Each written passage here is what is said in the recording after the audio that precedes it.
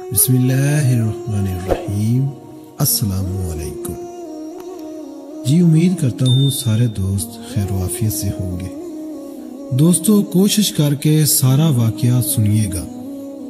حضور صلی اللہ تعالی علیہ وآلہ وسلم کی کوئی بہن نہیں تھی، لیکن جب آپ سیدہ حلیمہ سعدیہ کے پاس گئے تو وہاں حضور کی ایک رضائی بہن کا ذکر بھی آتا ہے جو آپ کو لوریاں دیتی تھی۔ اس کا نام سیدہ شیمہ تھا۔ شام کے وقت جب خواتین کھانا پکانے میں مصروف ہو جاتی تو بہنیں اپنے بھائی اٹھا کر باہر لے جاتی، اور ہر بہن کا خیال یہ ہوتا کہ میرے بھائی زمانے میں سب سے زیادہ خوبصورت ہے۔ بنو سعد کے محلے بچیاں اپنے بھائی اٹھاتی، ایک کہتی میرے بھائی جیسا کوئی نہیں اور دوسری کہتی میرے بھائی جیسا کوئی نہیں۔ اتنے میں سیدہ شیمہ اپنا بھائی سیدنا حضرت محمد صلی اللہ تعالی علیہ وآلہ وسلم اٹھا کے لے آتی اور دور سے کہتی میرا بھائی بھی آ گیا ہے، تو سب کے سر جھک جاتے اور سب کہتی نہیں نہیں، تیرے بھائی کا مقابلہ کوئی نہیں کر سکتا، ہم تو آپس کی بات کر رہے ہیں۔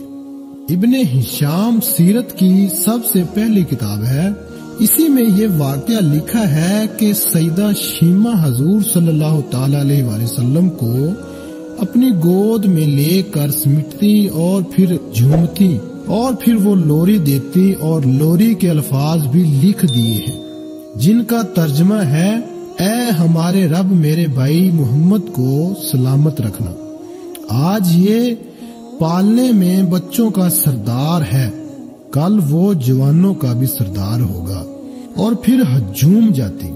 پھر وہ زمانہ بھی آیا کہ حضور صلی اللہ تعالی علیہ وسلم مکے چلے گئے اور سیدنا شیمہ بھی جوان ہوئی، ان کی شادی بھی کسی قبیلے میں ہو گئی۔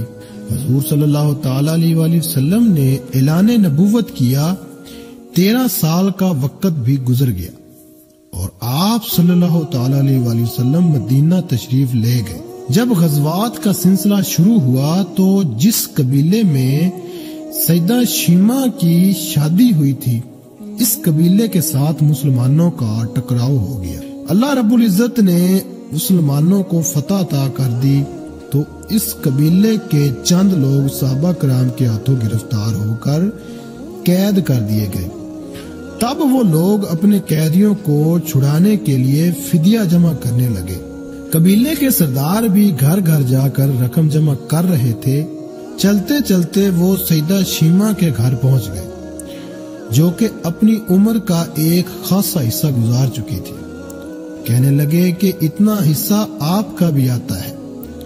سیدہ شیمہ نے کہا حصہ کس لیے؟ لوگوں نے کہا جو لڑائی ہوئی ہے اور اس میں ہمارے آدمی گرفتار ہو چکے ہیں۔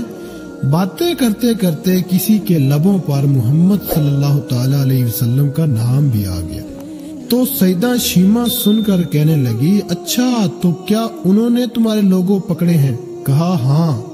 سیدہ شیمہ نے کہا تم رقم اکٹھی کرنا چھوڑ دو، مجھے ساتھ لے چلو۔ سردار نے کہا آپ کو ساتھ لے چلے؟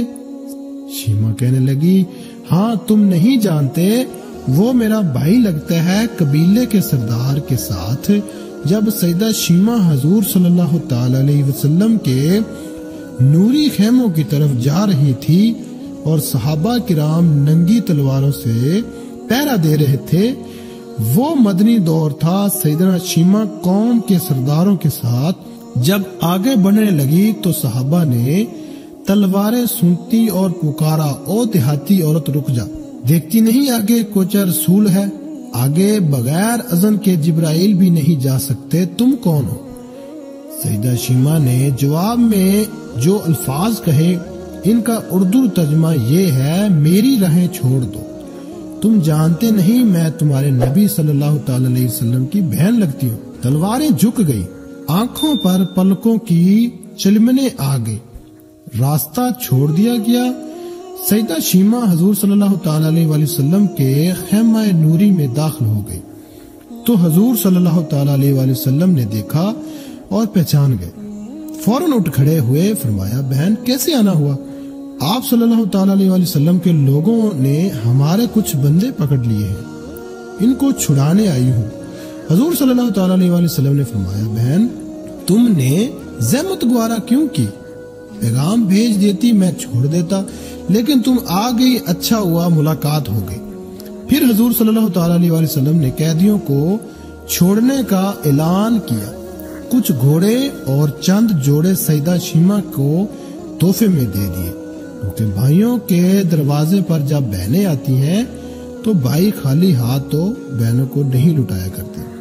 حضور صلی اللہ تعالیٰ علیہ وسلم نے بہت کچھ عطا کیا اور رخصت کرنے خیمے سے باہر تشریف لے آئی تو صحابہ کی جماعت منتظر تھی۔ فرمایا اے صحابہ، آپ جانتے ہیں کہ جب بھی میں قیدی چھوڑا کرتا ہوں تو میری یہ عادت ہے کہ آپ سے مشاورت کرتا ہوں، لیکن آج ایسا موقع آیا ہے کہ میں نے آپ سے مشاورت نہیں کی اور قیدی بھی چھوڑ دیے۔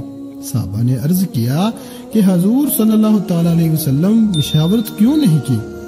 ارشاد تو فرمایا آج میرے دروازے پر میری بہن آئی تھی،